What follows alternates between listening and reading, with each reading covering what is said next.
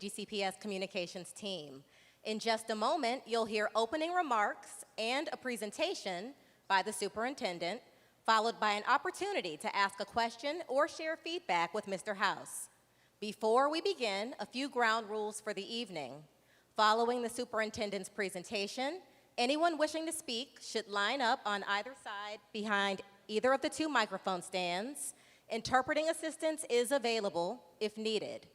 When it's your turn, please introduce yourself and share your PGCPS affiliation. Please be brief. Speakers will have 1 minute to ask one question, to which the superintendent will respond. There will be no follow-up questions, and this is to allow all speakers to have a chance to ask a question. Please then pass the mic to the next person in your line, and we'll alternate sides until those wishing to speak have had a chance to ask their question. Lastly, for consideration of all, we encourage brevity and positive intent in all questions. Thank you, and now, Superintendent House.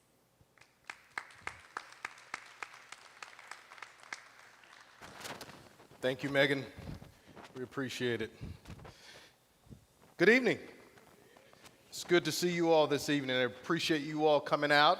I know many of you have worked a 7-hour shift and chose to come out to share your concerns or your truths, which is the reason why we're here.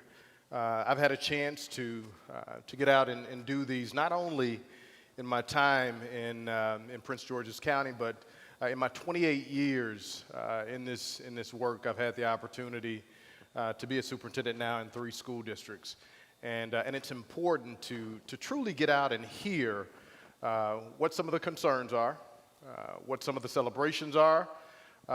So if you have comments, feel free to share those comments, whether they're positive or comments that really share some of the concerns that you may have in reference to your community, your school. I may not have all of the answers for you this evening, but that's a part of why we are here this evening, to truly understand what it is that you are dealing with as a parent, as a community member, and to truly focus our efforts on what this looks like for the future. So with that being said, I'd like to acknowledge any elected officials, more specifically, Madeline LaSalle, one of our board members, is here. If you would raise your hand, let's give her a big hand. Thank you for being here and the hard work that you focus on a daily basis. As I indicated earlier, my name is Millard House. I'm the newly appointed superintendent here in the Prince George's County Public Schools, and I'm glad to be able to join you all tonight for my second of a series of Listen, Learn, and Lead. And this is extremely important for me because I, again, need and want to get that feedback from community as I build my strategic plan out or build on to the current strategic plan that we have in place. As I think about community, and when I arrived in Prince George's County back in July, I immediately set out to learn about our community. I spent time driving east, west, north, and south, from Bowie to Akakeek, from the vibrant streets of Hyattsville to Brandywine, really just getting a sense of who we are as a community and why we're growing so fast in terms of our student body and our community as a whole. I had the chance to really spend some time in our schools and meet many of the educators, administrators, staff, students, and there was a group of students outside, if you haven't had a chance to spend any time with, that are some of the leaders here in Oxon Hill. I want to make sure you have a chance to do so. But one of the things that jumps out in this county, and one of the things that's very important to me, is equitable teaching and learning. So as we gather here tonight, I'm acutely aware of the rich diversity of culture, backgrounds, and perspectives that really defined what this community is all about. And we must not only take pride in this diversity, but it's important that we ensure that it's a priority as we continue to shape our educational future for Prince George's County Public Schools. Now, with diversity comes a certain level of responsibility to ensure that equity is really in place for all students.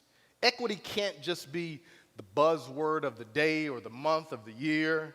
It must be a true principle that guides every decision that we make within our district and what we focus on from school to school and at the district level as well. As superintendent, it is, my charge and my responsibility to work towards an equitable learning environment and opportunities for every kid that walks across the stage eventually or walks into one of our school buildings. So last week it was a really good start with 5 ribbon-cutting celebrations, if you didn't have a chance to read about them. One that will be opening very soon. These are state-of-the-art middle schools, Suitland, Landover, Adelphi, Capitol Heights, and Hyattsville. Very excited, and this is a wonderful facility that we're in currently. So I'm excited about the growth. I'm excited about where we are as a school district, but there are some things that don't excite me as well. I think about when we talk about equity and facilities, a number of our buildings, 50% of our buildings are more than 50 years old. And that's something that we have to pay attention to because every child deserves to walk into a building similar to this one, similar to the 5 that we just opened and the one that will be opening very soon. So 6 buildings will open this school year that will support about 8,000 kids. But again, that's not enough. So we as a community are going to truly have to step forward even more over the course of time to make certain that we make the reality of ensuring that we have great facilities in our school district and in our community real. It should not be understated that these schools were built in just 2.5 years using the first of its kind private partnership, which is the Blueprint Schools program, if you haven't heard about it. And PGCPS is the first public school system to really expedite the building of long overdue schools. Again, one of the first in the country to use a methodology that allows public and private to come together.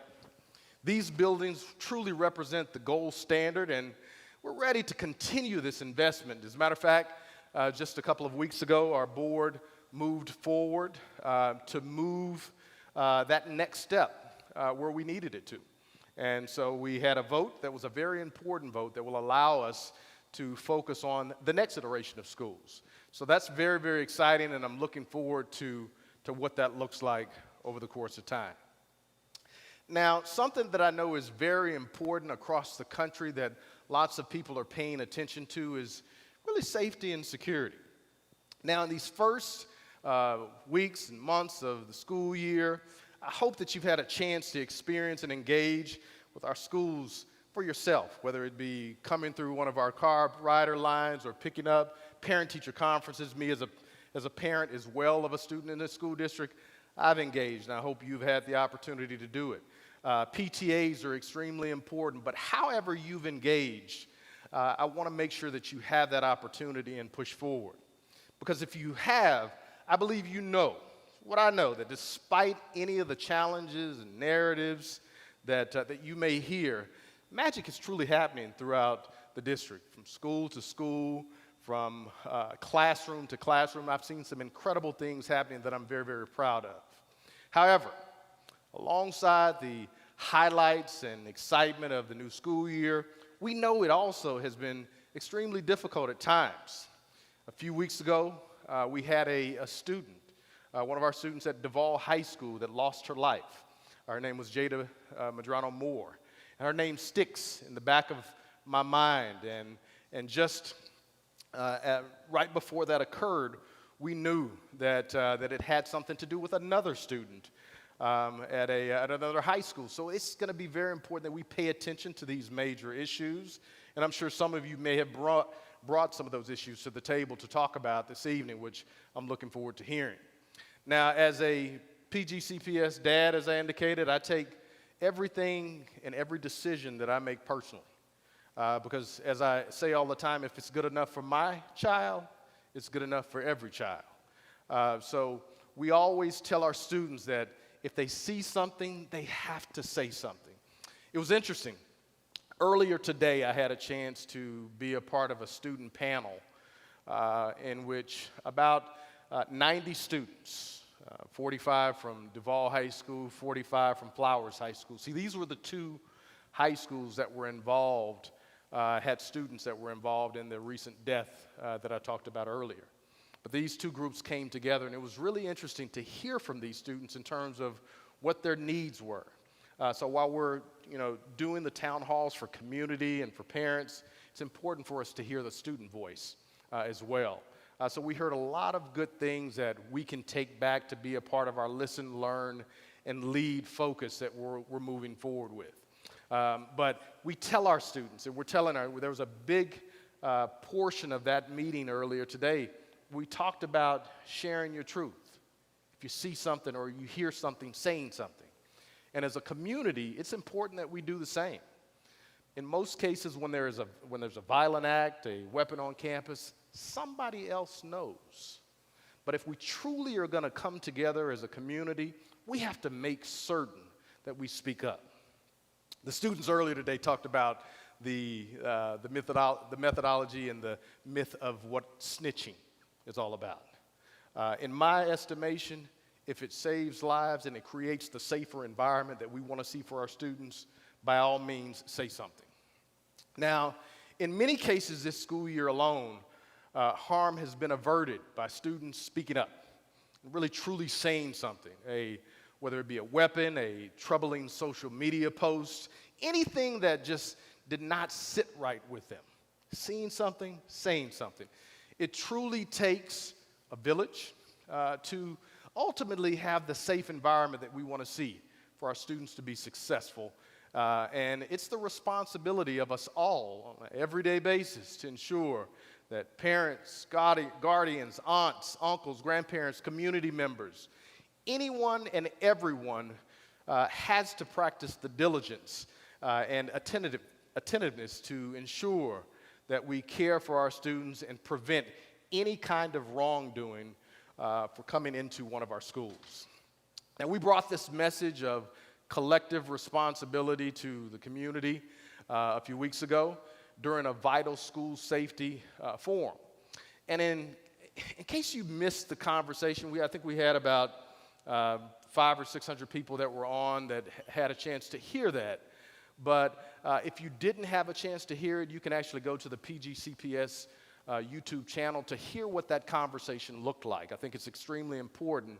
And in this day and age of making sure that our schools are safe, there was some dialogue that I think if you have the opportunity to hear, I encourage you to do so.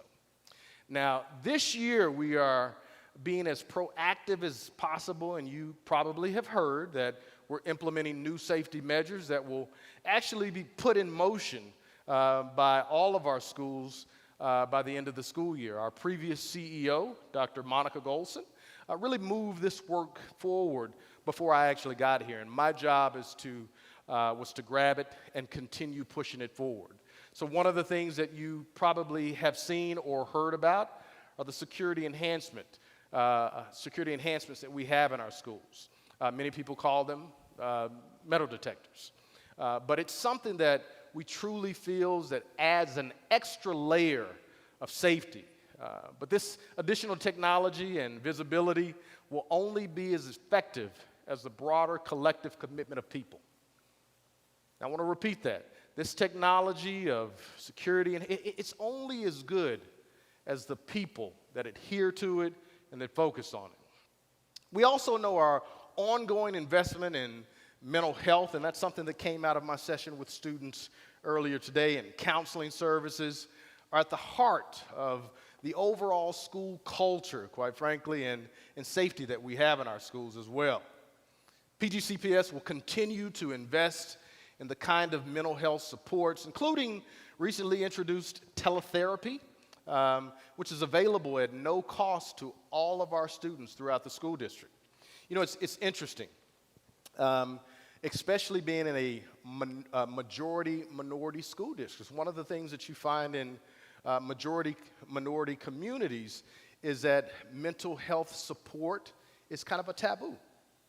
And it's important for our students to have, especially post-pandemic, to have and know that there is somebody that they can lean on that utilizes or that they can utilize to provide these kinds of services. So I encourage you that if you know a student or if you have a child that needs these kinds of supports, please ensure that they receive the support that they need.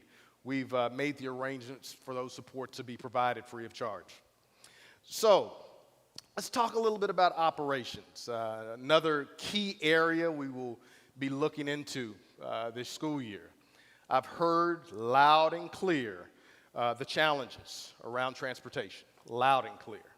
And it's something that I've moved forward to ensure that we focus on with a close and watchful eye.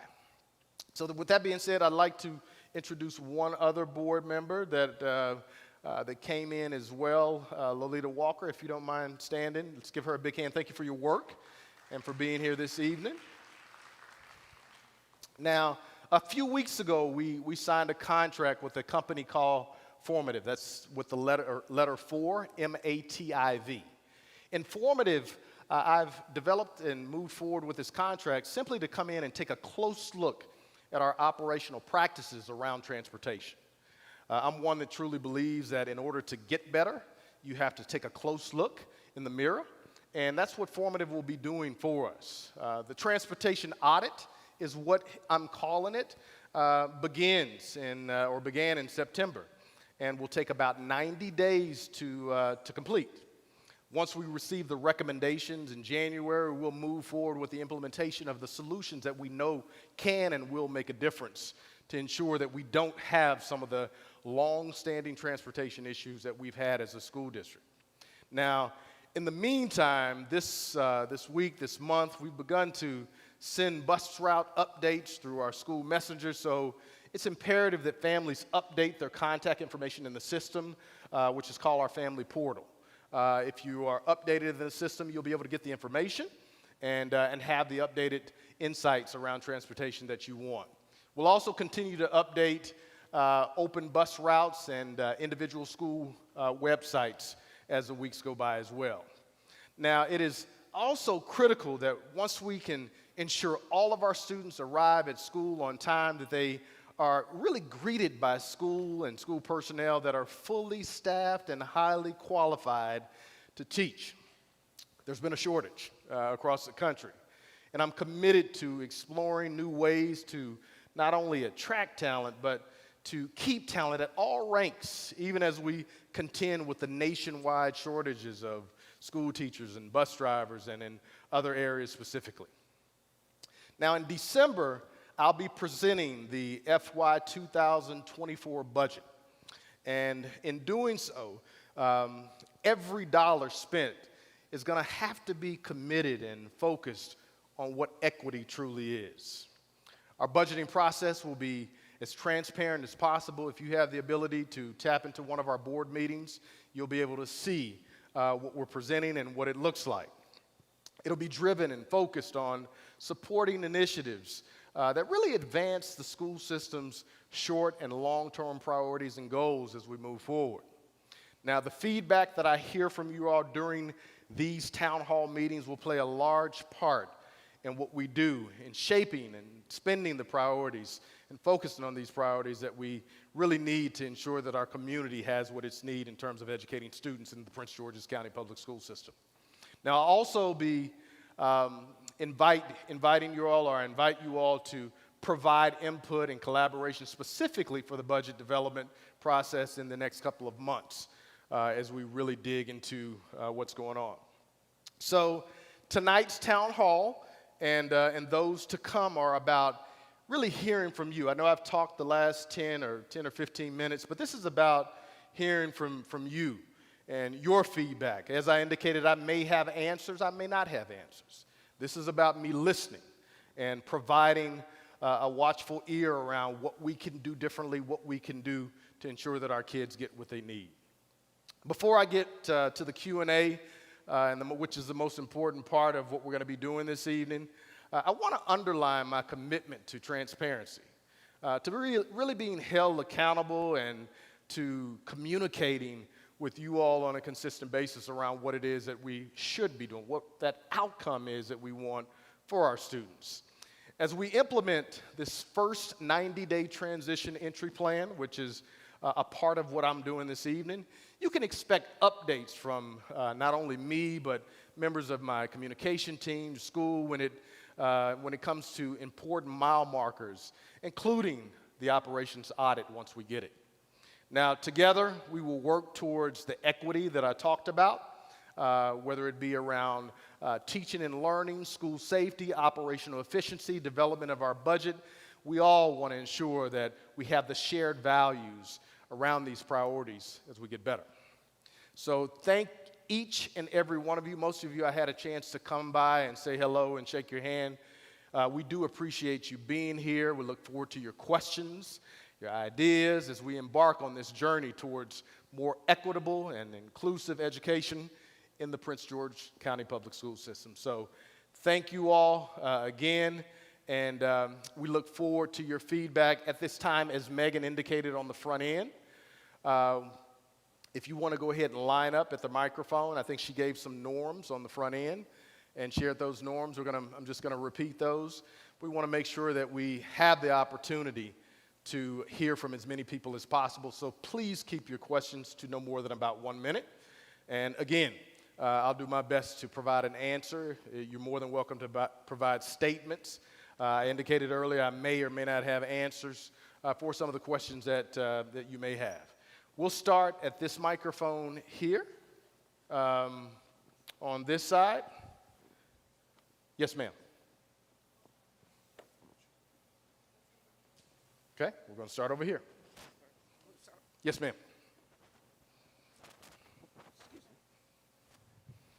Good evening again. Good evening. Saw you in High Point High School, and I'm back here, and I'm going to keep it brief. I've got 2 statements and 1 question, and I'm going to keep it under 60 seconds. My statements are, your school board meetings online are the proverbial To answer that question, to answer that first question, yes, ma'am, they are. Yeah. Oh, yeah, no, they are. I look at them. And it appears that the current members are unfamiliar with procedure and that kind of thing. But if this is going to be used as a tool for the community, this needs to be addressed immediately. And I'll just pass this on to the school board member that you noticed. Also, my family gives out $5,000 to $10,000 worth of scholarships every year and intends to do so until the year 2030. Students in this county have missed out on that money because high school counselors would not provide official transcripts. We wrote the CEO, who assured me via email, and I can provide those to you later, that these folks know, but their actions did not line up with what she shared with me. So I'm prayerful that this is fixed under your leadership. And last but certainly not least, this is my question. There's no job description online for elected members of the Board of Education. There is none. And if there is one, if you could point me to that, I would certainly appreciate it. Okay. We'll take a look. I'm not sure what's posted and what's not posted, but we are approaching election time, and as much information as we can provide, that's been noted. I have people around the room that are taking questions down, so that's one that we'll provide some insight around. Thank you very much, sir. My pleasure. Thank you for being here. Yes, ma'am. Okay, 2 points. Last year, there was a presentation that was done for the strategic plan for the Section 504, how that was going to be monitored, and also for special education monitoring IEPs. So I would hope that when budget time comes, that there are dollars put, because the recommendations that came out from those groups were excellent recommendations. So we definitely want to see some money put behind those in the budget. The other thing is, in the spirit of transparency, as you just mentioned, and working together, I watch all the board meetings too. And so I would like to see more collaboration with your administration, with the entire board, and not just what we're seeing, just being guided by the chair. We need to make sure that this board functions as a body. It is not a dictatorship, and so we need to see more of that from your administration. Appreciate your feedback. Thank you, ma'am. Yes, sir. Hi, my name is Rudolph Davis, Rudolph Davis. My son attends Bladensburg Elementary School, and part of my voice, by the way. So my question is, What are you planning to do for more after-school programming? I know we're coming back from COVID, when things are still kind of tight down, so kids are not staying in school and parents aren't really allowed to come in. Although I am a fingerprinted parent, I can come in. My question is, what are we doing for after-school activities and learning for, especially Title I school? That's a Title I school, by the way. It's an elementary school. Of course, high schools and middle schools, they have some things, but I really think that we need to do some more in elementary schools.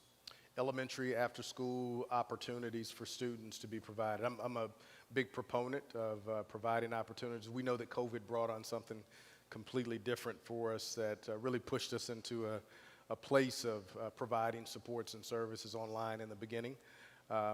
Each school has its own Title I team that builds plans around what it looks like. What I would say that as a parent that has a voice, that it's important that you communicate what some of the concerns are at the school level so that the school team can really think through what some of those activities and provide the kind of opportunities. I think those are the opportunities for the PTA to get involved. I don't think it's a funding issue, quite frankly. If we're a Title I school, there are supports that are there. But it's important to have that conversation and be a part of that conversation during the FY budget year prior to. So, I'll just say this. I am the public affairs person for WKYS for 93.9. I'm DJ Flavor. Okay. I'm very clear on how to speak and communicate. I'm not getting that. okay, all right. Well, we'll duly note it, and we'll take your insight and information down. I appreciate you. Yes, sir. Welcome, Mr. House. Thank you. My name is Gene Chapman, proud parent of an Oxon honor roll student. You can take it off of there if you need to. I'm also the assistant tennis coach here at Oxon Hill, and you asked for a celebration. Oxon Hill tennis team went undefeated last year. How about that? Congratulations. Thank you. That's huge. With COVID bringing all the challenges that it did and showed us, many things and many changes came in under the EUA, Emergency Use Authorization. I am curious to your position and whether or not there will be any changes with respect to the county using all of these cloud-based softwares and companies that are associated with them to manage, maintain, and track student progress. So, example, provide an example. You don't mean like Canvas and what we're doing? Canvas, Okay. Google Classroom, SchoolMax. Yep. I know a little bit about data, Yep. and I am concerned that these third-party organizations are managing, using, tracking a variety of things with the students. And under emergency use authorization, there was no consultation with the parents. Got it. So, and not to mention that, the idea of AI technology that has really made its way into a lot of the educational softwares is a both a positive piece in public education, but also there's some concerns as well. What we do know is that many of these softwares that are cloud-based, they're here to stay. They are providing some supports that I think many of our children are benefiting from. But I hear where you're coming from in terms of the concerns of their vital information and what that information, how that information could be shared. We actually had a breach. We had a major concern where a Russian organization, really tried to, get into our system or got into our system. And those are the kind of things that we know are going to be critical moving forward. But we have to pay close attention to what this means for the future. I know my chief of IT is here. He's hearing those concerns. We're hearing those concerns. And we'll pay close attention to what it means in terms of the protection of our students and their intellectual data as well. I'm not sure if I heard an answer there, but I understand and I'll accept that. Thank you. You're welcome. Absolutely. Yes, ma'am. Yes, my name is Jocelyn Ford, and F-O-R-D is my last name. And I'm an employee with Prince George's County. And I want to know, at what point will PGCPS aggressively hire full-time bus drivers to knock down the deficit of 228 routes that are not covered? And I would like for you to stop talking about us and talk to us as the drivers, because we have solutions to your problem, but you need to talk to us. And my second question is, when you going to have a town hall meeting with the employees? Yeah. So one of the things that I will say is that I'm open to talking to anybody. I've, sit down with the union groups on a consistent basis. If there is anybody in this auditorium that has a CDL, please know that we are looking for bus drivers. This is a major issue. As I indicated, I've been a superintendent in 3 school districts now, and it's been an issue in all of them. But a part of why we moved forward with the audit that we are moving forward with is to help as a solution.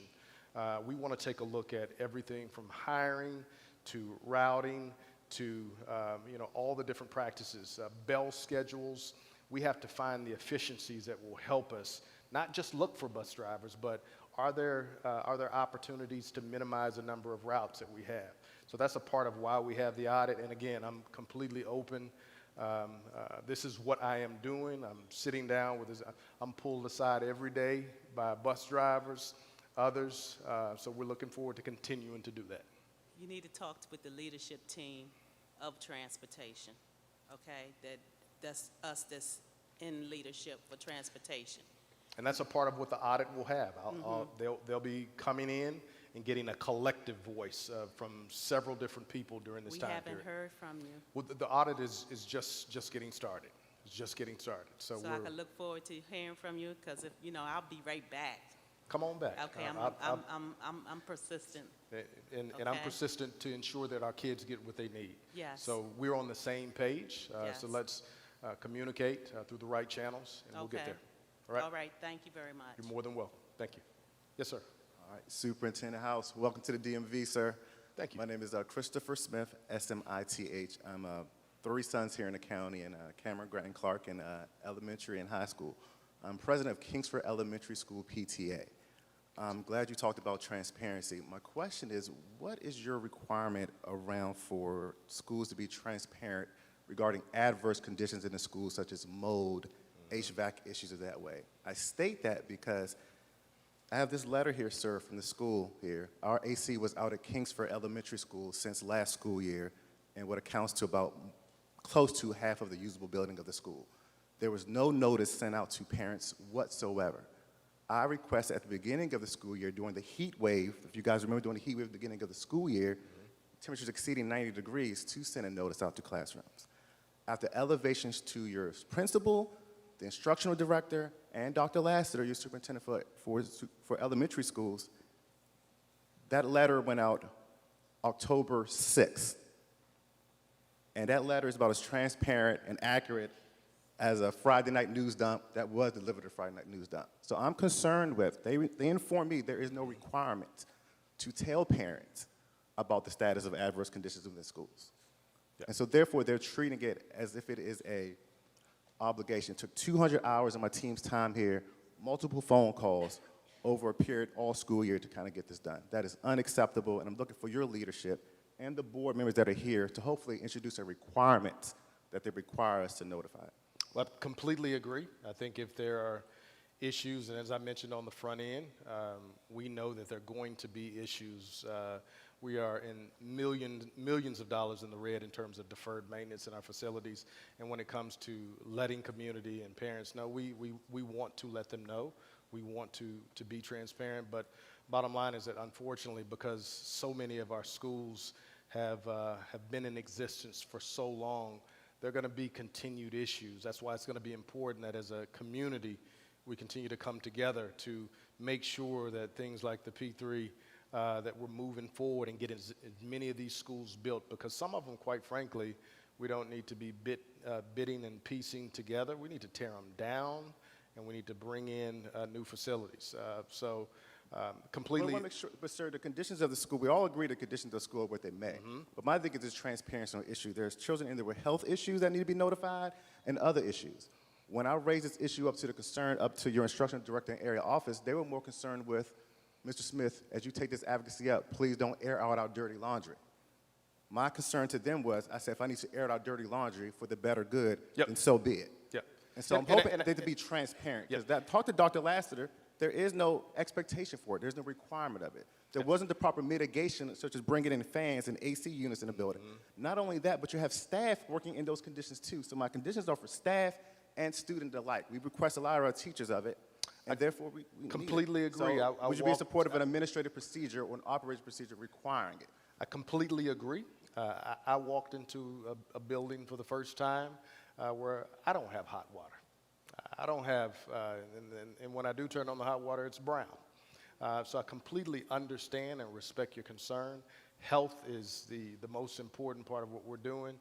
And as a part of my administration, I'm going to do my best to ensure that we provide the safe and healthiest environment for all of our kids, and we're transparent about what it looks like. Thank you. I sent an email to the chief of schools, requesting I could follow to make sure that, because in lieu, all I'm doing right now is requesting that my fellow PTA presidents ask their school administrator of the adverse conditions, because they're not telling us. Okay. Amen. Thank you. Thank you. Yes, ma'am. Bonsoir, monsieur. My name is Camila House. Yes, I'm also a House, and I'm also a Oklahoma House. No way. We are not related, but How my you know? I don't actually. Well, hopefully this will help you remember who I am. Okay. My family's from Okmulgee, Dover, and Oklahoma City. So ponder that, think about me, I will get to my questions. Okay, cousin. It's possible. I wanted to ask you some questions about your focus on specialty and immersion programs, particularly whether you have given some thought to rethinking the budgeting and funding for those schools, particularly those who carry multiple specialties, including my students are, I have 2 daughters in the elementary program at Maya Angelou French Immersion School, which I am a public and a private school grad, a public school grad of Allenwood Elementary here in Prince George's County, and I know what the power of the schools can be when the school, the administration are all working together. In our case, the PTA as well, and I'm the PTSA legislative chair, which is why I'm here with you today. My questions are specifically geared towards schools with these types of dual or triple specialties have the teachers have 2 roles. They have to, several roles. They have to translate. They have to accommodate for behavioral concerns. They have to deal with the tag students. They have to incorporate the IB program. And in a lot of cases, they're not getting the support they need. The school is small. However, these are students who are sometimes have learning disabilities and are also trying to learn French and are entitled, even with that learning disability, to learn French. So I want to know, and our school wants to know, or our parent community wants to know, what, if anything, we're doing to support, rethink the funding for those schools to get aids, to have a pipeline for students from the University of Maryland, Bowie, Johns Hopkins, Howard, and other schools, to get them to come in as aides, for example, to create incentives for them to become future staff members, particularly those who speak languages that are more rare, like French. We are one of the first French immersion programs in this area, yet, and this is my second point, Maya Angelou French Immersion gets the least amount of publicity, I would say, of any. And so it's hard for us to go out and seek our own resources, and we do not always feel supported as a school community, as a parent, student community. And so we're really looking for that. Okay. Upgrades to the building, and my last point would just be, again, just encouraging you to rethink the way that you fund immersion and specialty programs so that they can do everything that you need them to do so that you can go out and support us. So what you are thinking of doing for those, I would like to know. Thank you. So what I will say is that we're family. So you're going to get whatever it is that you need because you and I are family. But seriously, what I will say, I've actually had the opportunity in my career to actually start 3 immersion programs, so I know what the importance is. I know what has to go in it, and not only what has to go in it, but what it takes to maintain it from a staffing standpoint. A lot of teachers, early on were creating curriculum when it's easy to get curriculum off the shelf with many other instances. So what I will say is it's budget season, and competing priorities will continue to clash. So coming up from the school level to the school's office level, all of those priorities will come into play in terms of what some of the major needs are. So each one of my chiefs are lifting up those priorities coming from the school's level to determine exactly where the different supports, positions will end up coming into play. So that's a part of what the budget season will look like.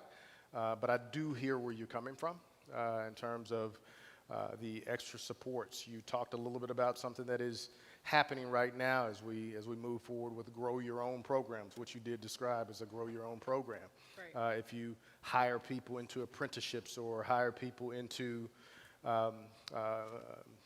teacher assistance positions or other positions that might be support positions, how you can provide the training and development for those individuals to become certified teachers. And a couple of my last school districts, we were able to even provide that free of charge at some point. So it's something that we are moving forward with, continuing to explore even more partnerships to make certain that we not only attract but we maintain the current employees that we have and grow some of our own. Well, come see us. Come see another house. I will come and show up if you're going to be there. Mr. Chiza, Dr. Chiza is excellent. I think you'll see some good things in the building. Please come see us. Thank you. Absolutely. So what I want to make sure, I know we still have 8 or 10 people in line. I want to make sure that some of you that just came in, that we adhere to our norms. I want to make sure that we keep our questions to at least no more than about 1 minute so we can have the opportunity to get to as many people as possible. Hello, young man. Good evening. My name is Walker Bishop. I go to Akahi Academy 6th grade. I wanted to ask you what you can do about bullying in public schools. He asked about bullying in public schools and what we can do. Number one is just really making sure that across the board that we have a no tolerance mentality in terms of bullying. We also have to ensure that we create an environment from school to school, from the district level, that bullies know and students know that are not bullies that it's okay to reach out for the supports that they need. So 2 things, as I mentioned, making sure that people know that that they can reach out to the right people, whether it be your principal, your counselor, and then having accountabilities in place aligned with our code of student conduct to make sure that if a bully has shown that kind of behavior, that they understand that because of the repercussions that come along with it, that they won't do it again. So those are the kinds of things that I will support pushing forward to ensure that we don't have students that feel like they're not worthy because someone has broken them down mentally or treated them in a manner that they're not supposed to treat them. So we want to do everything that we can, school by school, district as a whole, to make sure that bullies don't win. Okay, thank you. No, thank you. Give him a hand, young man. Stepping forward to as a 6th grader, stepping forward in a public forum. That's not easy. Yes, ma'am. I met you outside. Hello, sir. How are you? Well. My name is Layla Jerry, Leila Jerry, and I go to Oxon Hill High School. So I have a question. After we use our 3 snow days, if any additional days are needed, can those days be virtual so that we don't extend the school year? It's a great question. And the answer to your question is yes. Yes, ma'am. So, That's it. Thank you so much. thank you. Absolutely. She just backed me into a corner, didn't she? Yes, ma'am. Good evening, Dr. House. My name is Donna Young, last name Y-O-U-N-G. A couple of things I want to briefly mention.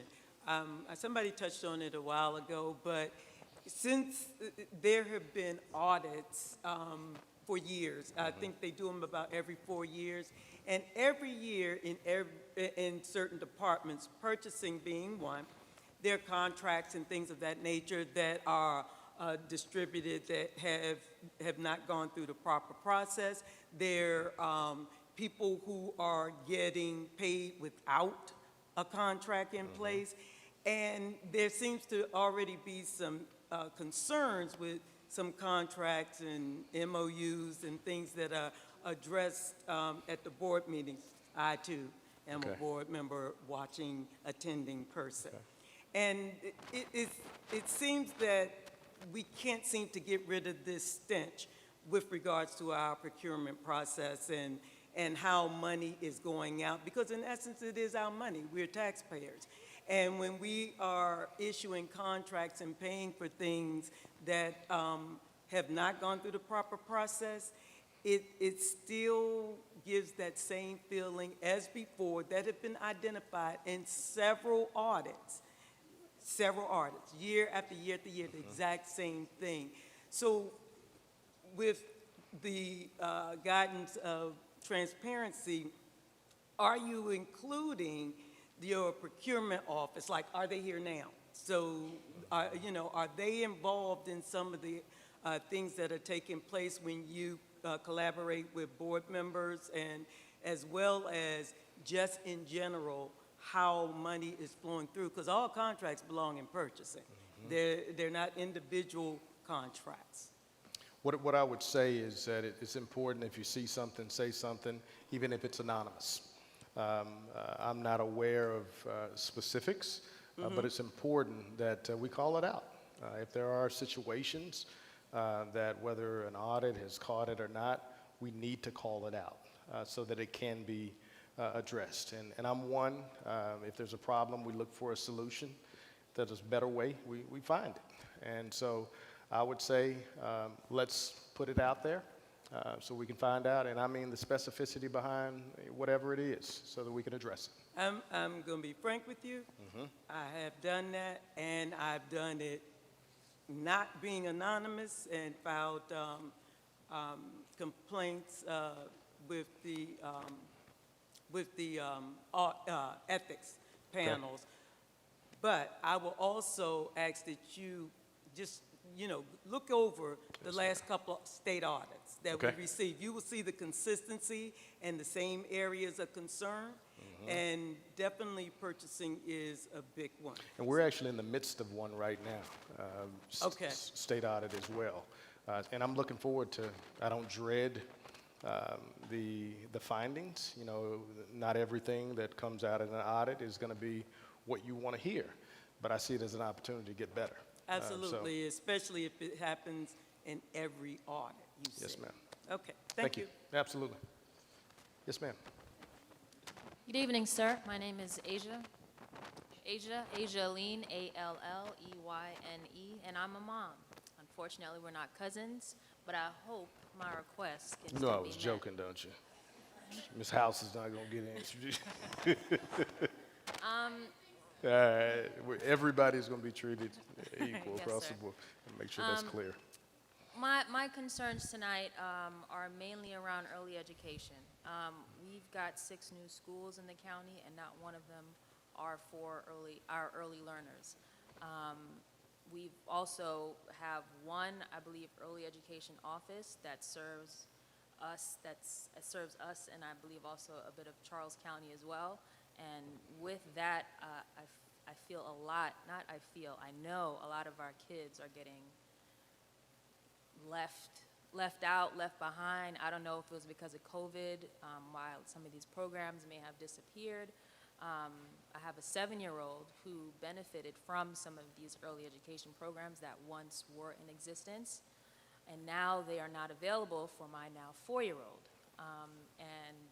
That's a grave concern to me, because now, as an entrepreneur, I work from home, but it's putting a big strain on my family to, I guess now, manage that homeschooling need and keep up with the rest of the, you know, the day-to-day chores and whatever of running a family, right? So my thing today, and I wrote it down, I only have 4, right? Early education, We need more schools around early education. And if not, maybe programs, then perhaps some take-home materials, perhaps. 'Cause I called around to a few of the schools. That's not available in some of them. I tried the Montessori, I tried my boundary schools, and 2 others. Everyone is saying there's no take-home materials and whatnot. Classroom sizes. My kid goes to Akakik Academy. There are way too many kids. There's almost like 25 kids in my kid's class. I feel that there's too much. Before, when she was at a specialty school, there was fewer students and there was a teacher's aide. So I don't know what exactly we can do about that, but it would be nice, especially if we had it before in a specialty program. I believe we should be able to have that in our regular public schools as well. Got it. I'd love to hear, and I want to make sure I give the other people a chance to share as well. I'd love to hear the kind of the specificity around the different programs that were provided and maybe not provided now. My chief academic officer is actually here, so I'll have somebody have that jotted down. And I mean, get I've it. spoken with, my state senator's office as well as a few people. I keep getting the runaround. I get sloughed off. Perhaps maybe I should tell them that we're cousins. I don't know. Maybe then I'll get a better response. Maybe you should run for office. I just want my kid. Of course, So she'll be too old by the time that Dr. program. White, can you touch base with her? She's got her hand raised in the back. My chief academic officer that is responsible for the programmatic offerings from pre-K through 12, so that we can get a better idea of kind of what's missing, what opportunities have been helpful in the past, to see if some of those offerings are actually there and they just haven't been communicated. Thank you, sir. Yes, ma'am. My pleasure. Hello, I'm Hi. Monica Henry, and I attend Oxon Hill. My question is, I believe it is important to cater to all students' interests, and thank you. There you go. And I was wondering, is there any way we can implement more programs that are not heavily focused on STEM and more to liberal arts? Because as I attend Oxon Hill, STEM, the science and tech program, is like one of the most popular, and I just want to see where other students with other interests can fit in to a place where they're not really focusing on their interests. Got it. So, of course, Prince George's County is a very big county, and there are a lot of different programs that are out there. We would love for you to stay, of course, in your school community and provide it. But one of the things that we look at when we bring programs into different schools is, are students coming out of these programs going to be hireable? Are they going to be prepared? Is there industry out there that are providing jobs for students as well? So as we look at programs, that's the expectation as superintendent, that we utilize that lens. And that's not to exclude some of the other interests that are not as popular in our neighborhood school. But what I would say is that if there's a specific program that is really not around your interests, you kind of have to broaden your horizons and look beyond your community. And that's what a choice school district is about. But we would love for it to be provided right here. We know that STEM is an area where lots of jobs are. We also are seeing quite a few opportunities for students in the career tech areas as well. So you're seeing an expansion of what we're doing around career tech. But I think you have to open up, your entire, what grade are you in? 12th. 12th grade, so this is it. And what's your focus here? My focus, it's going to be either journalism or marketing, so it's Got not it. specifically for the arts, but I do have like an interest in it, and the reason why I'm not really focusing on it is because of like what you were saying of like the hireableness, and I feel like it could be hireable, like especially with like design and a lot of stuff, but because I'm not specifically saying you, but a lot of people don't think it's hireable, Yep. and it's not really motivating students to go into the field, because I really do want to go into the field, but a lot of people like say it's not hireable, you're not making any money. So I feel like definitely if you implement the programs, then students will make money outside of school because motivation. But a lot of people are not focusing on their interests and end up being unhappy because we don't have that field in our high school. So I think that we definitely should focus, just because it may not seem like a lot of students are interested or are making money, I think that we should focus on it because if we're trying to have a space that is catering to a lot of people's interests, then we should cater to more students rather than STEM. So I would also give her a hand. Thank you, sweetheart. I would also encourage you, and I'm going to connect you with somebody before you leave today, to look at the opportunities around internships. A lot of times when you have the opportunity to meet people that are in the industry that you're really interested in, sometimes it's the best avenue in being able to provide. So the lady that has her hand over there, Mrs. Patel, I want you to head over that way and have some conversation. You never know what happens. thank you. Okay? Well, I want you to come this way. I want you to have some conversation with Ms. Patel. Yes, ma'am. Good evening. I am a graduate of Oxon Hill High School Science and Technology program. I'm here with a former classmate of mine. Her son attends the school currently, and I have other relatives who also graduated from Oxon Hill High School. I have a vested interest in the success of our students here at this school specifically, but also at all of these schools in the county.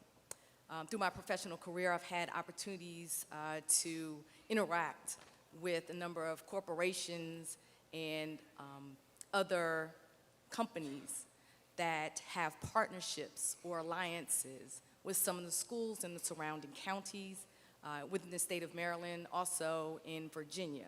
So my question to you is there currently any collaborations, established partnerships with any of these companies or companies or corporations that could help sponsor summer internship programs, or similar Great to what the question. young lady was mentioning, maybe if it's not STEM, but also to explore other avenues for our students? There are. It's something that we're pushing very hard. We were actually on a Zoom call just yesterday because we received a grant from a pretty large corporation. But we're making a big push around apprenticeships that will allow students and a number of students to not only be immersed in the work that they might be interested in and gain the skills and development of that work, but also be paid at the same time so that they can be hireable actually when they leave school, and in some cases actually have certification in those particular areas as well. It's about being college and career ready. So it's a big push in my administration, and we will continue to try to provide those opportunities. We actually had the opportunity just about a month and a half ago to be a part of a kind of a monumental signing from the Department of Labor and the Department of Education that is doing just that, providing as many opportunities for apprenticeships for students. So we're going to continue pushing. If I'm not mistaken, we had, I don't remember what the data was, but maybe 10, 12, 13% of our students this past year that finished with some kind of industry certification. We want to ramp that up and provide as many more students that may have that need, or kids that we want to push in that direction because their skills show that they could be phenomenal in doing so and be paid at the same time. So we're going to continue to push it. Great. I have two follow-up suggestions. One is is there going to be a plan to focus on corporate sponsorship as opposed to federal, because they have different dollars that can support in more, I think, fruitful ways? And then two, for the partnerships that you guys do have that currently exist, and for those that you will form in the future, is there a link or a site that we can go to see which schools have what programs and partnerships? So it's a combination of the federal, public, private that we want to push. And yes, we do have a CTE support page, and Dr. White, I know, will have that information. Dr. White, are you in the room? Dr. Judy White? She's back there with her hand up. She can get you that information. Thank you. You're welcome. Hi. You can take it off the microphone. You can take it out if you want. My name is Noah Blackston. I'm in the 12th grade, and I'm in the CTE. Yeah, I go here. I'm in the CTE Culinary Arts program here.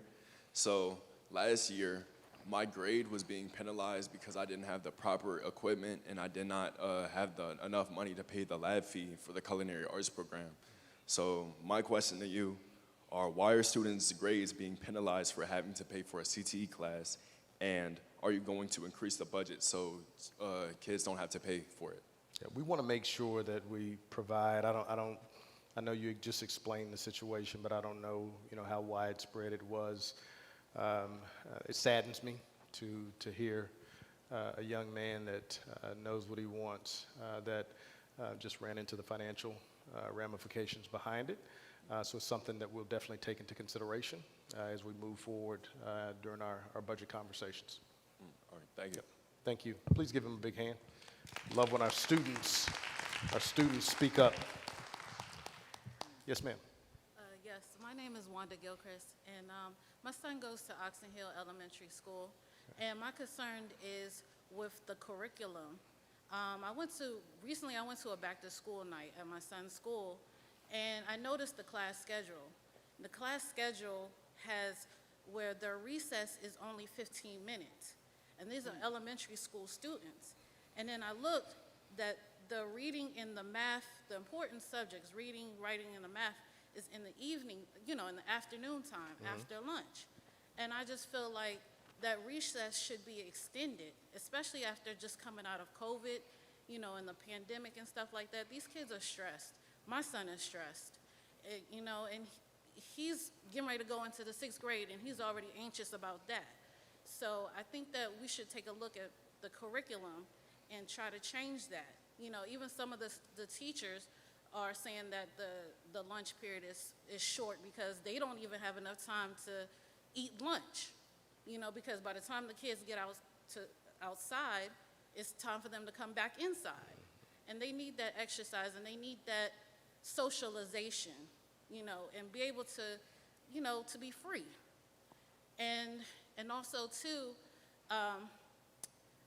I think also, too, this is separate, but I think that School Max should be a part of Class Dojo. It's kind of stressful to kind of have to look on School Max, and then you got to look on Class Dojo for the grades. Okay. And so, also, too, I'm trying. I also had a question, too, was, are you going to start putting cameras into the classrooms? Because now you're starting to see a lot of teacher and student interactions and stuff, and I was just wondering if that was the next phase after the metal detectors as well.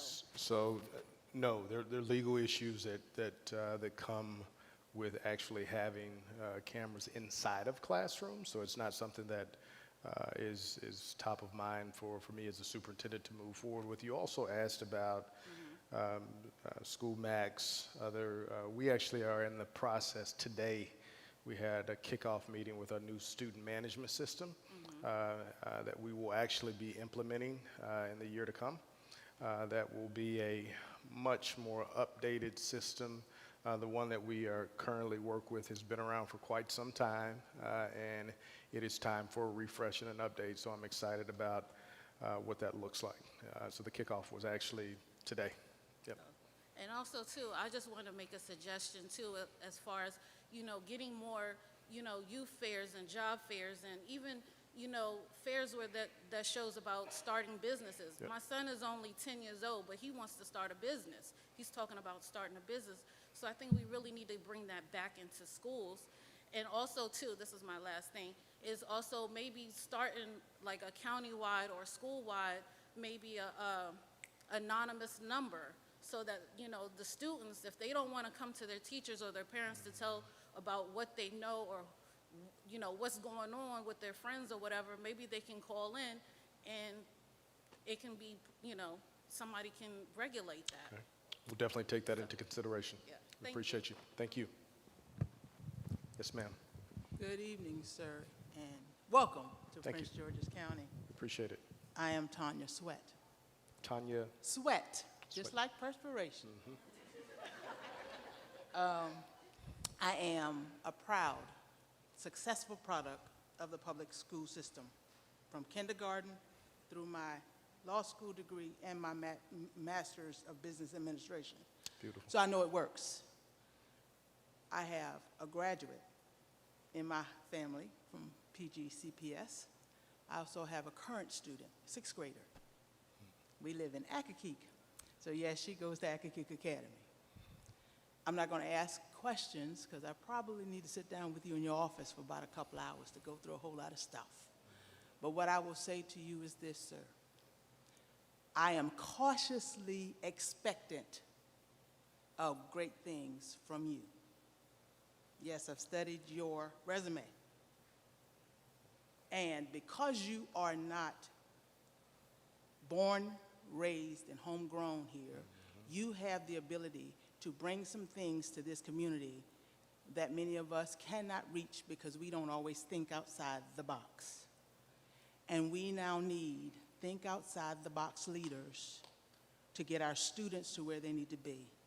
COVID didn't set us back. We were already in the back. COVID made it worse, and we got a lot of catching up to do. I am very happy to hear you say you're working with the Department of Labor and the Department of Education, and you're getting grant monies. I've done a lot of work with the State Department of Education as a state PTA leader. I've worked on the Data Privacy Committee, so I can tell you there's state guidelines that PGCPS has not followed. I encourage you to get that most recent report and look at the recommendations the task force was making to our General Assembly when COVID hit for things we needed to do around data privacy and our online learning to protect our children. But there are tools out there, and the state has guidelines that we need to follow. There's also money at the state level that we have notoriously left on the table in this county. I don't understand that. I don't know why that is. But I will tell you, when it comes to the babies, when it comes to my babies, I ain't too proud to beg. So if you don't feel like you can go to Annapolis and Baltimore to beg for the money we need to fix our schools and to improve our curriculum, to pay our teachers and hire more bus drivers, you call me. I'll be more than happy to go. They already know my name and my face. And if there's anything else you want to talk about, because most of the parents hit my high points already, call me. I'll be more than happy to share. We'll be in Annapolis with you. It's very, very important. Very important. Hi. Good evening. My name is Nancy Turner, Nancyturner. My son is a current 9th grader here in the Science and Tech program at Oxon Hill. Go Clippers.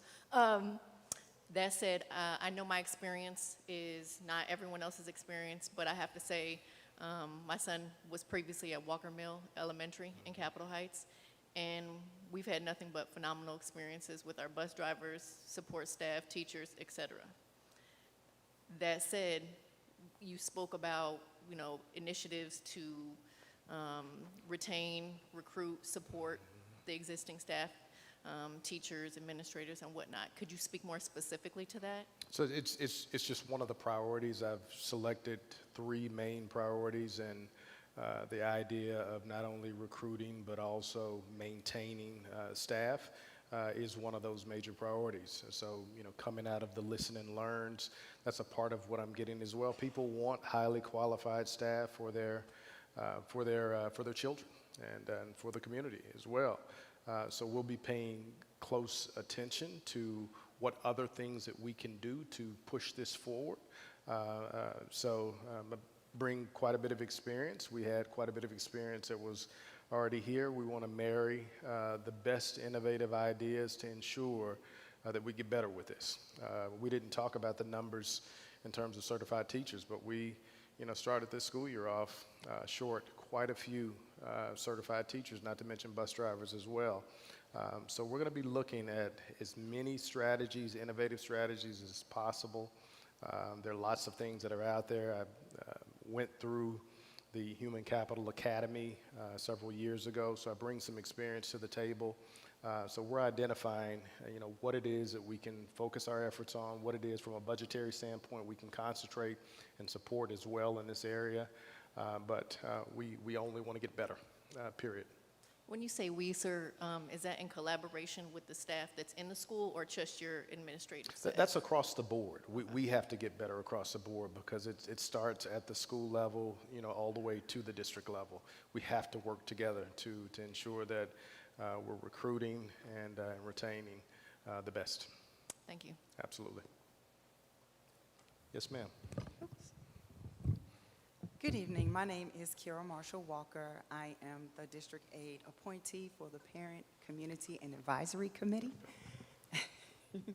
And I have a couple of points.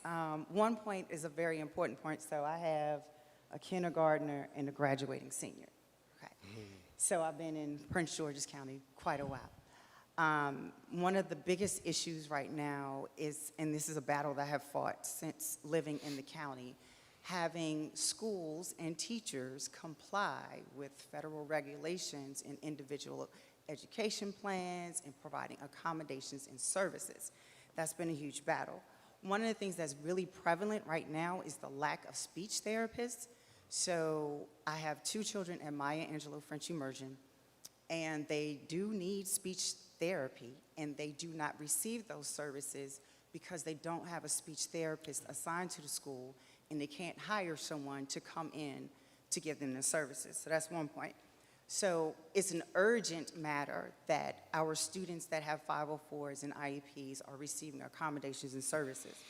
And then my other biggest point is grading for equity. I would love for the Prince George's County to be on the cutting edge and to be ahead of the curve with neighboring school districts that are using grading for equity, at least for the school board or your office to explore and research grading for equity, mastery-based grading, performance-based grading. And then I do want to applaud the CTE programs and encourage you to really look into the funding for the CTE programs, because the CTE programs have a baseline already in place for mastery-based and performance-based grading, and it shows to be successful. Absolutely. I don't disagree with anything you said. One thing that I will comment on that probably the most concerning has to do with the IEP and speech services. It's an area, unfortunately, that much like bus drivers, much like certified teachers, has been an issue in terms of a shortage in public education. But I think we have to think outside of the box, whether that's contracting services in, whatever it takes. We'll take a close look at it, and again try to do our best to think outside of the box. If we don't have somebody that is internal providing those services, are there people that we can pay additional services to be able to provide hours of support where needed? So thank you. Yep. Hi. Hello, my name is Amari Lewis. Tell me again. Amari Lewis. I go to Maya Angelou French Immersion, and I'm a little surprised to see how much my school's name has come up, surprisingly. Speaking to the microphone so we can all hear you. Sorry. My question is there any plan to build a full immersion school for the county instead of repurposing old schools and having non-immersion students there as well?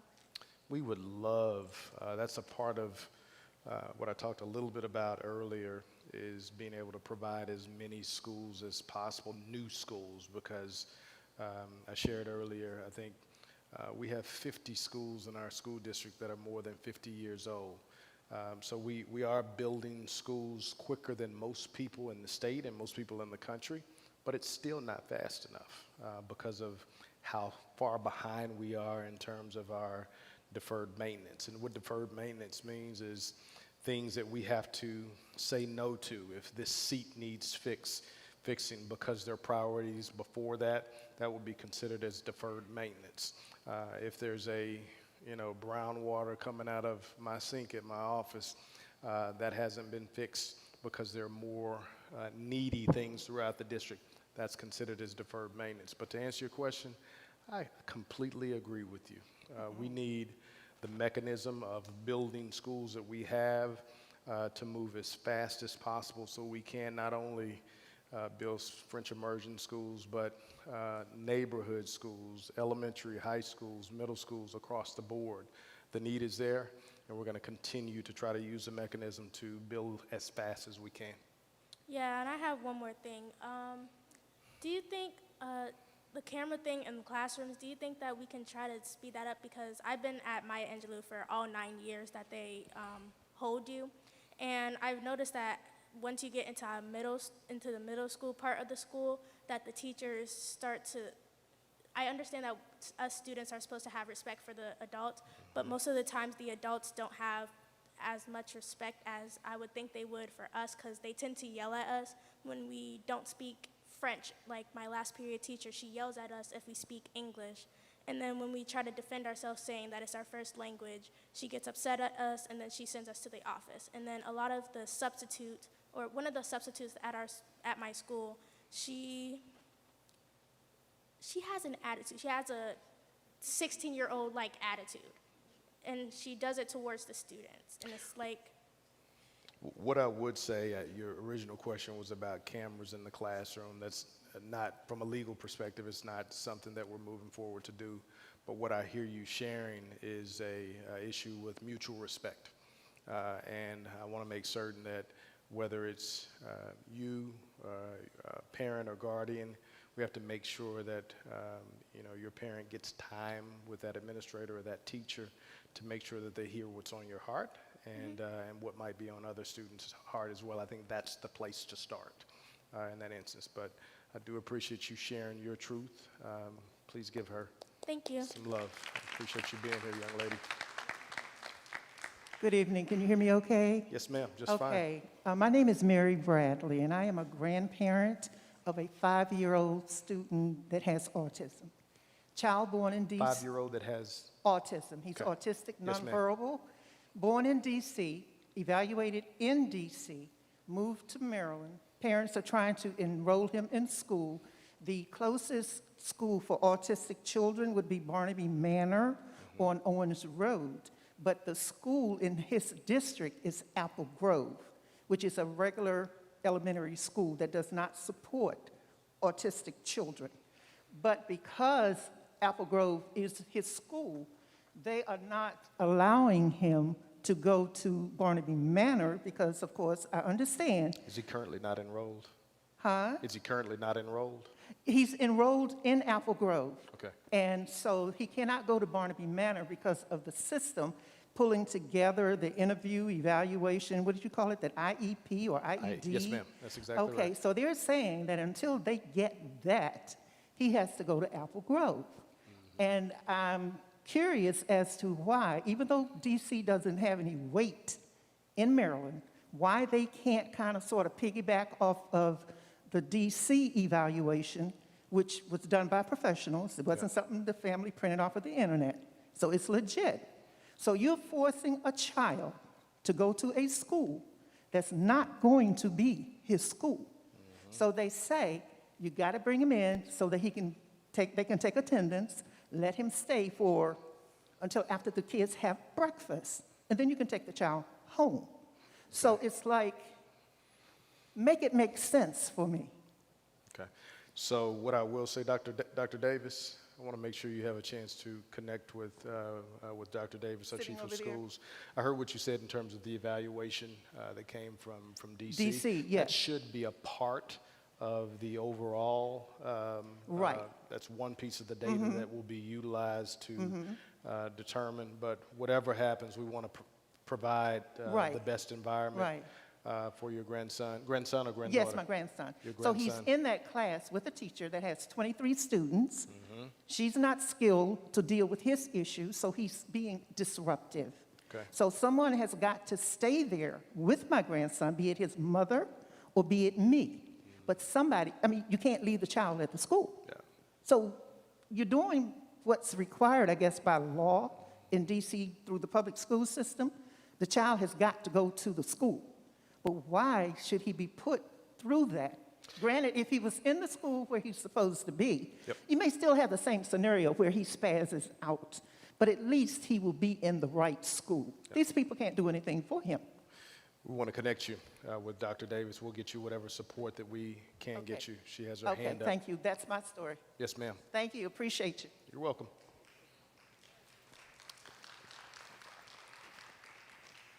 Yes, ma'am. Good evening. Hi. My name is Jennifer Sweetman, and it seems like there are a lot of parents and people here who are having problems with the special education section within PG County. I have 2 children that are twice exceptional. They are gifted. They have learning disabilities, are autistic, ADHD, dyslexic and dysgraphic. And we hear a lot, we don't do that here. And as you probably know, under IDEA, that is not an appropriate response. So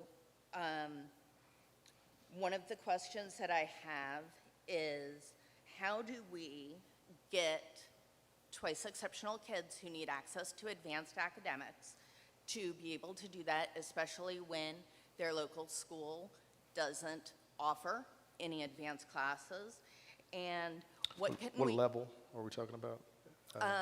One in middle school, one in high school. Got it. Okay. The second being because different schools have a wide variety of extracurriculars.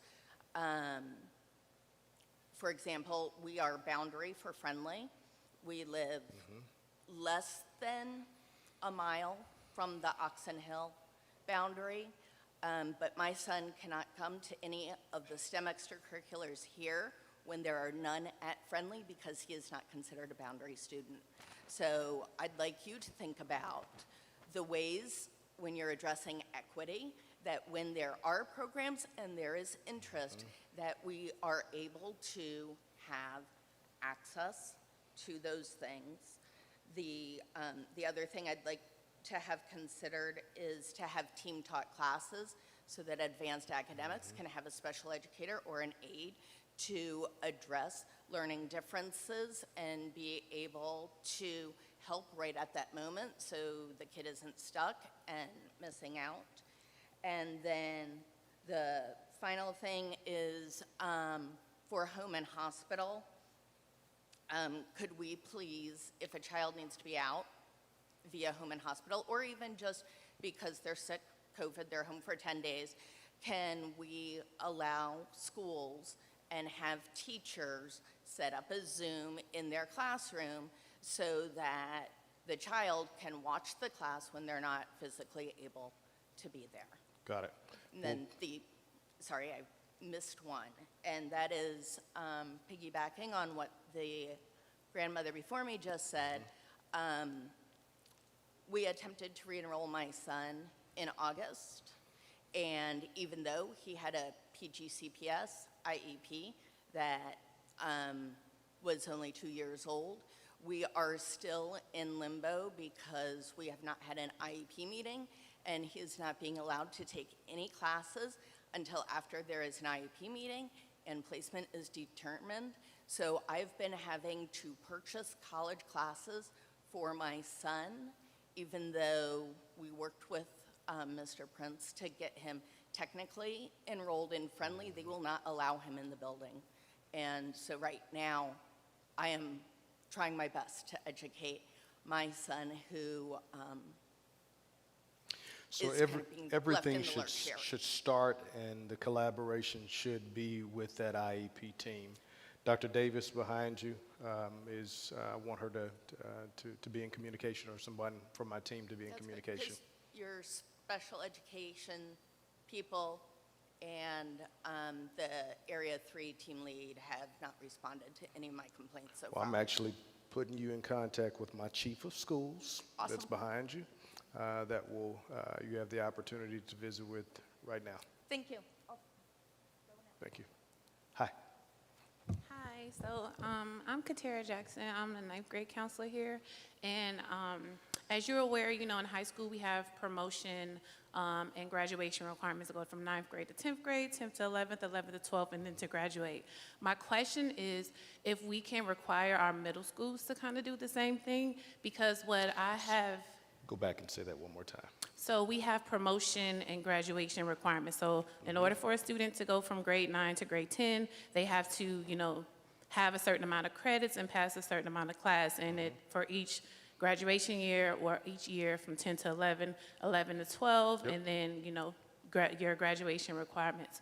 My question is if we can kind of hold middle school to that kind of standard, because what I have seen, because I'm always the ninth grade counselor, is when students aren't meeting with success and they're failing like 4, 5, 6, sometimes all of their classes, and I look at middle school, they failed 6th grade, they failed most of their classes in 7th, 8th grade, failed everything, and then they're pushed here, and then it's just a struggle because they have just been pushed along in middle school. So my request is if middle schools can have that same kind of standard where they're not just pushing the students along, because then they just get further behind.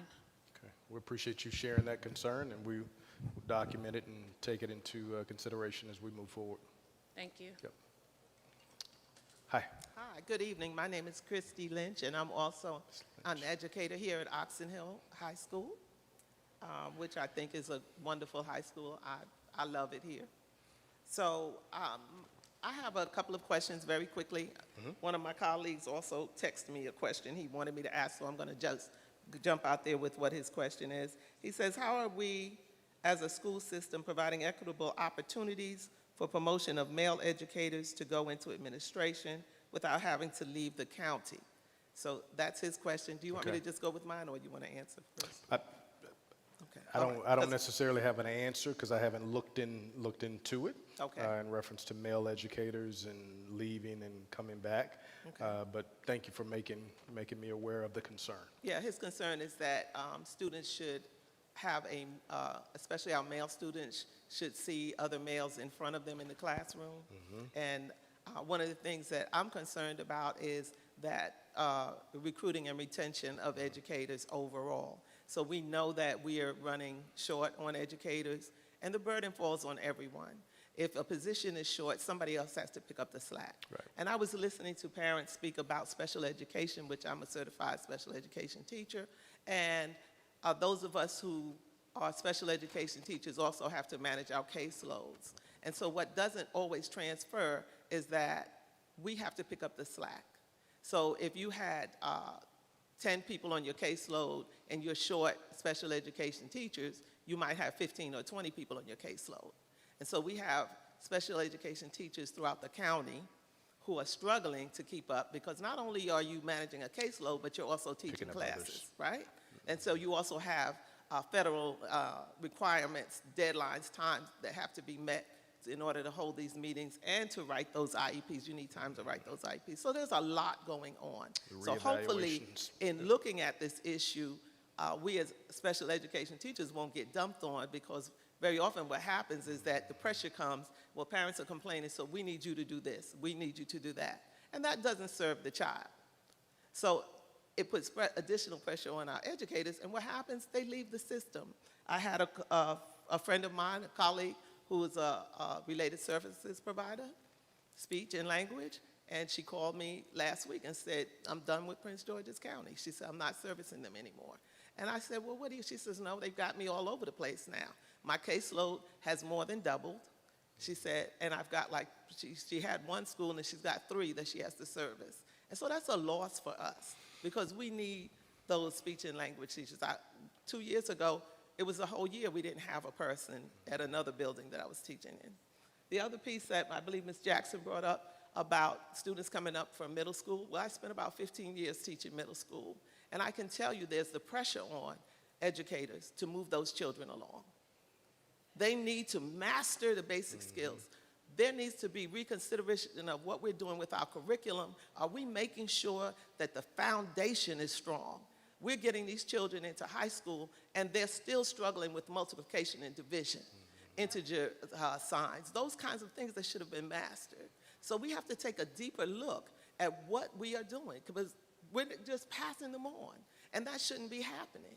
Because my thought is that I want to make sure you're solid, so when you leave this building, you can be employable, or you can run your own business.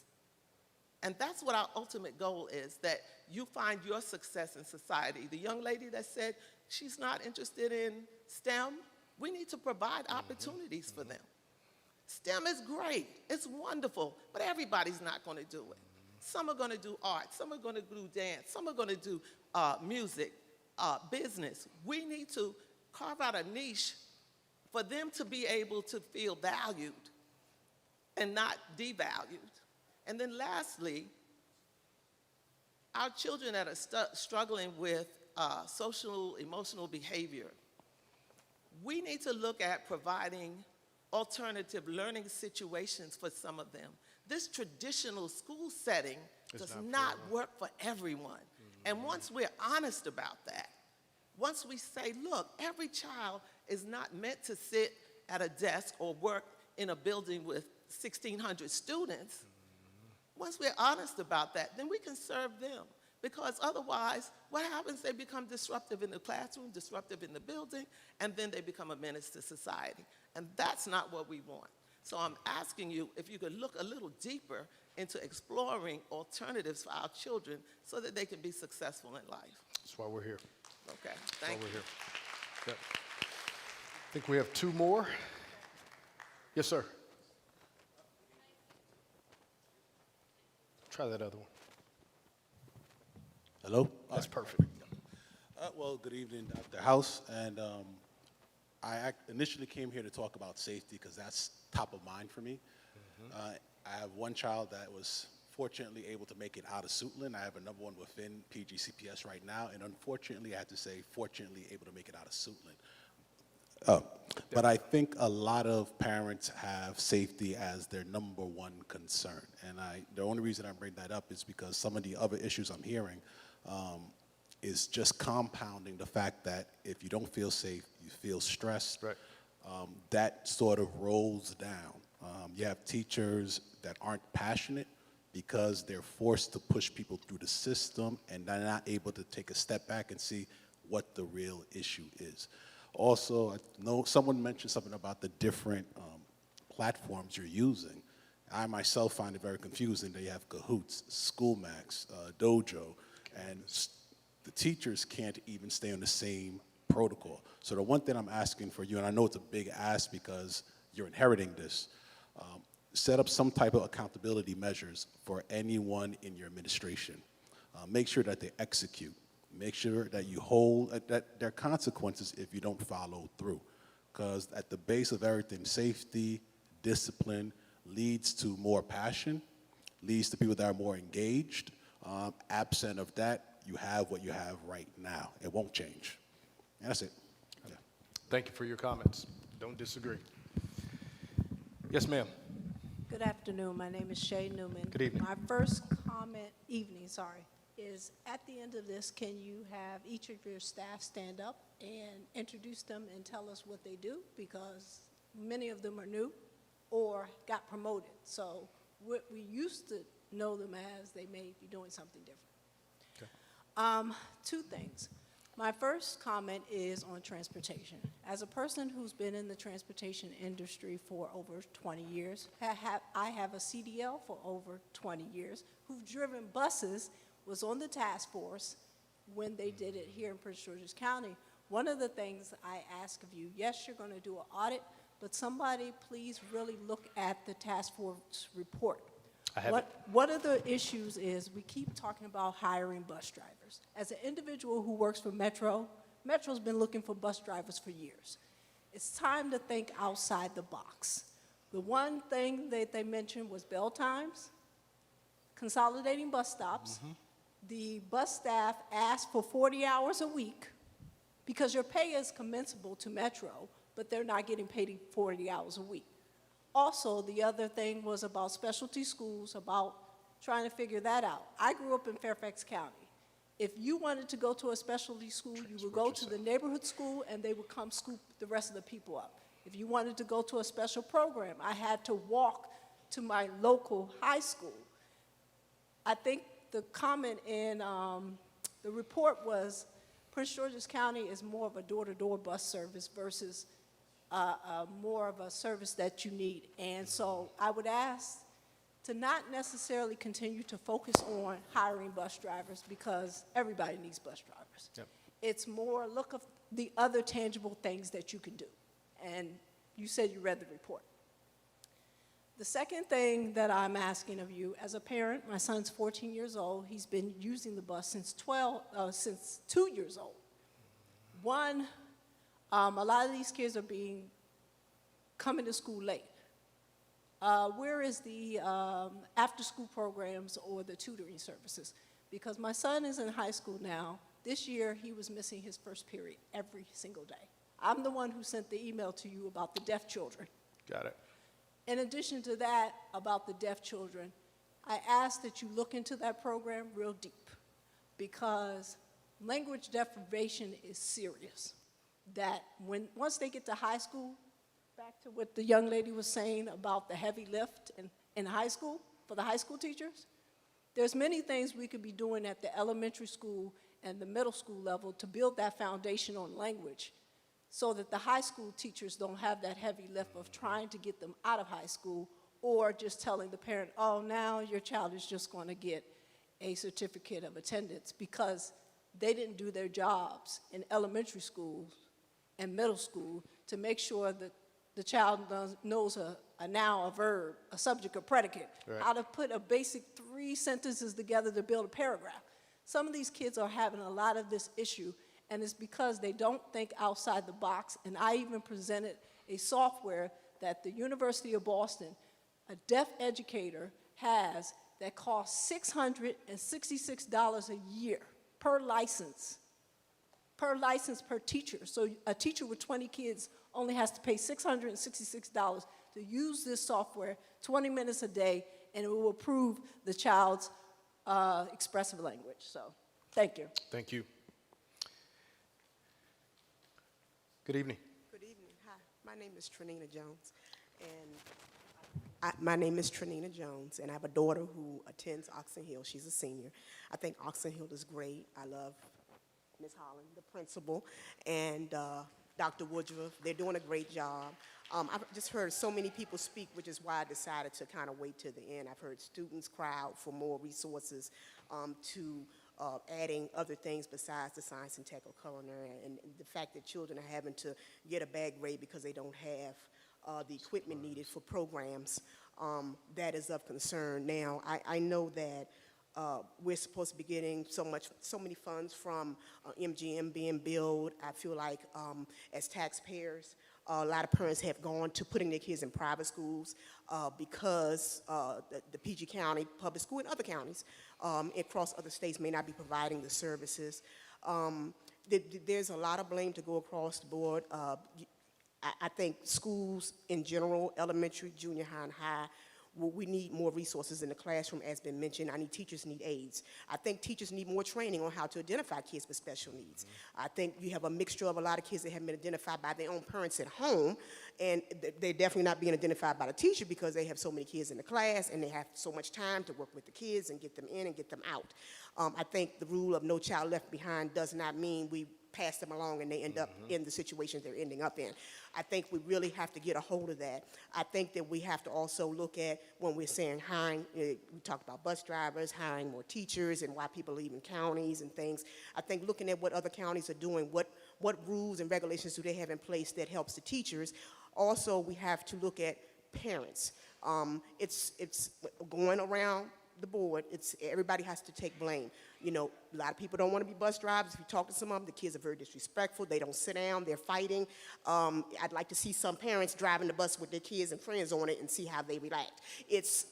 Yeah, so sometimes the pay and what you deal with, you kind of picking here. So everybody from the county, the government, everybody needs to really look at what they're doing. You have to put people well-trained in place. You have to have plenty of resources. We have empty buildings. That means build more facilities. One of the students mentioned bullying. That is a major issue. So bullying has been around. It's nothing new. I think the difference, I'm 52. When I grew up, we had parents that communicated. So we didn't have all this social media and everything going on. So parents communicated. We went to the meetings. We talked. And parents worked it out with their kids. We don't have a lot of that.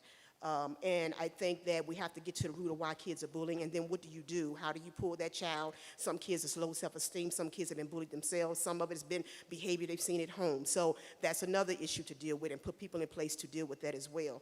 Now, as far as kids needing help, I would like to see, and I've seen this work, where kids help kids. You have kids that are doing great in classes. So a way for them to get service hours, and get shout-outs and kudos and rewards is maybe have them work with some kids. Teachers can identify kids that they can work with, whether it's doing a lunch or come in a little early or stay a little late, and they help that child. Everybody can't afford tutoring, right? So we need to look at more tutoring services for kids. All kids are not going to raise their hand for fear of maybe kids saying, oh, she already explained that 3 times, you still don't get it. So we have to look at everything that's going on, and it starts at the top. But I really would like to see at some point before I pass that regardless of what state you're in, what county you're in, all kids are getting taught the same, all kids are getting the same level of education, the resources are the same regardless of where you live. People shouldn't have to use addresses for Montgomery County, Fairfax County, and send your kid there, which is illegal. You shouldn't have to do, but that's where they're getting education, and it's free, right? So we pay taxes here, but if you're sending your child to a private school, I'm almost feeling like I need a refund because the school is not working for me. Definitely don't disagree. Yeah, yeah. And I want to know what we're going to do real quick. I want to give the gentleman, the last gentleman behind you, an opportunity to go. Now, we've been here for 2 hours. I know, I want to be respectful give me 1 minute. of all of our time. 1 minute. You've had 6, but we're going to go ahead and give you 30 more seconds. Okay. Okay. I want to know what we're going to do about teachers also who are not good teachers. There are a few teachers in the school system that you have straight A students that have received their first C, D, or F failure. They are just, they're bad. Right, so we do have bad apples that also need to be removed and not have tenure and be allowed to stay and play and moved around. That is another concern, but I do have other things that I'll discuss with you later. Thank you, ma'am. Thank you. All right. How we doing? Hey, how you doing, sir? Good. How you doing, sir? You can pull it out of there if it's a little short for you. How you doing, sir? My name is Gregory Steele Jr. I emailed you. I have a 13-year-old. I got full custody of him. Thank the Lord. Because it's been a lot. So he's going through a transition. He's going to Isaac Gordon. And I ain't really want to talk tonight, but yeah, I had some concerns as far as I've been a bus driver for 18 years, and I got my union rep. She's back there, and it's a divide and conquer with this county. People need to stick together because we always complain about what we want, this and that. And the probation, that's why it's where it's at, because nobody don't want to step up and do nothing about the situation. You know what I mean? And as far as the laws need to change when it comes to these kids. Because I remember a boy said about bullying, yeah, these kids bullying us and their parents be bullying us too. Tell their kids, get on the bus, F you bus driver, die this and that, spit in our face and say whatever they want. And most people, they're not going to go for that. They're going to like, oh, I'm going to lose my job today because I'm not going to go for that. And we need to have security with us, seriously. We go through a lot of hell. I mean, we go through a lot of crap, for real, dealing with these kids and these parents. And I'm not that type of dude, you know what I mean? But I'm just sick of it, though, because we get tired of, we live in a time of inflation. This is not enough money to take care of our families and our kids, you know what I mean? So we need the laws to change. I mean, I have a lot to say on my mind. I know it's a short time, but this stuff needs to change. People need to start sticking together, stop complaining all the time about this and that. Stick together, you know what I mean? And there's a lack of communication when it comes with this county, too. That's the #1 problem. It's a lack of communication. People don't communicate. Oh, whatever, as long as I'm good, I ain't tripping over nothing. No, we need to communicate. Because if something bad happens, then what? You know what I mean? So I'm just like, take a deep breath. It's just, you know, we as drivers, we go through a lot. We can't be here, be that, look at this, look at that. A lot of these parents think that we babysitters. We got kids too, and families too. I mean, we need help too, you know what I mean? We go through a lot. We all got issues. So come on now, where's our help at? We can't do everything. I'm serious. I appreciate your passion, and we're going to continue to work with your reps. You all are a huge part of the equation of educating our students.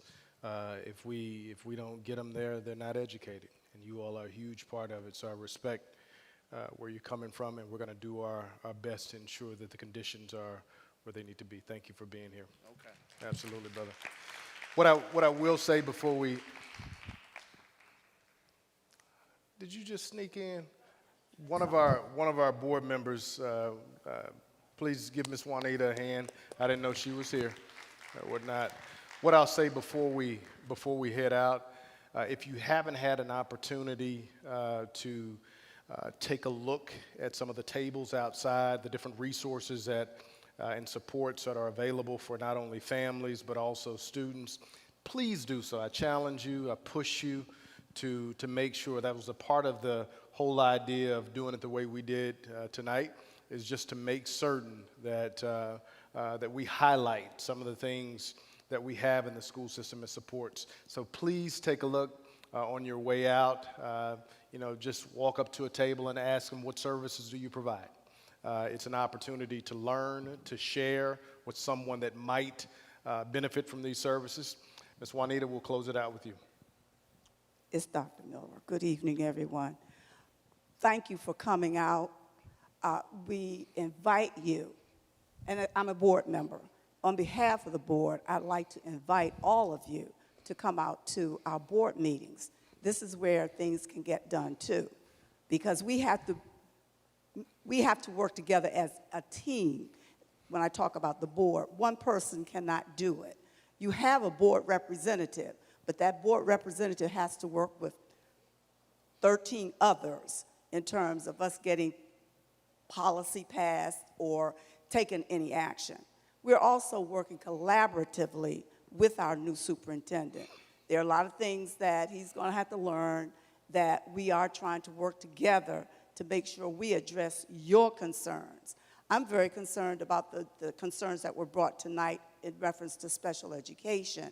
I think there are some issues that can really be addressed promptly, and I hope notes were taken on that. Absolutely. Okay, and in terms of the transportation, we have offered some suggestions too.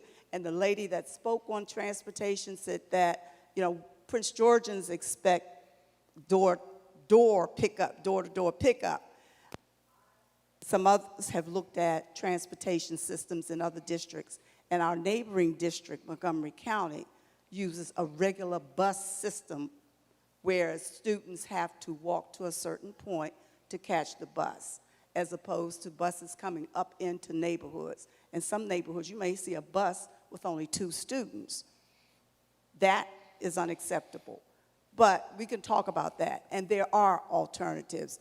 Another alternative is for the superintendent and the board to work with the Department of Public Works to put sidewalks in some of these areas, because there are areas where students could walk, but there are no sidewalks. So that becomes a safety issue. Your points are well taken, and believe me, our team, the vice chair who's here, I guess she's been introduced, and your board member from the 8th District, Madeline LaSalle-Frazier. Have you been introduced? Yes, they've been introduced. Well, I don't want to take over, but that's, I just had to put my little say-so in. But again, Oh, did you introduce your staff? No, ma'am, I did not. Oh, those are the people those are the people that should have been answering some of those questions, because you've got Dr. White here. We were doing so. Okay. We were All doing right. so. Well, anyway, we're here for you. We're all taxpayers, and my tax dollars are a part of this school system as well. So when you talk about our tax dollars being appropriately spent, then we will assure that we will continue to do that. Okay, thank you, Thank you, Mr. ma'am. House. We appreciate you. Absolutely. As indicated, make sure if you have a chance to stop at a table before you leave. For those individuals that on my cabinet, I'll have you to stand at this particular time. Cabinet members, if you don't mind standing. My chief of finance, if you raise your hand, Lisa Howell. Chief Academic Officer, Judy White. My Chief of Human Resources is Is she back there? Yes, the lights are in my eyes. Yes. And then my Chief of Operations, Dr. Coleman, is here. Dr. Zuckerman, my Chief of IT. My Chief of Accountability is here as well. And my Chief of Communications and Special Advisor is here with me, Luis. And then my Chief my Chief of Schools is here as well, Dr. Rasheen Davis. So thank you all for being out this evening. Thank you all for your concerns, your compliments. We want to do one thing, and that's continue to push this district forward. I'm committed to doing so, and I'm looking forward to taking many of the things that we've heard, especially the concerns, and wrapping our arms around what we can do as a school district to even get better every week, every month, and every year. Have a good evening.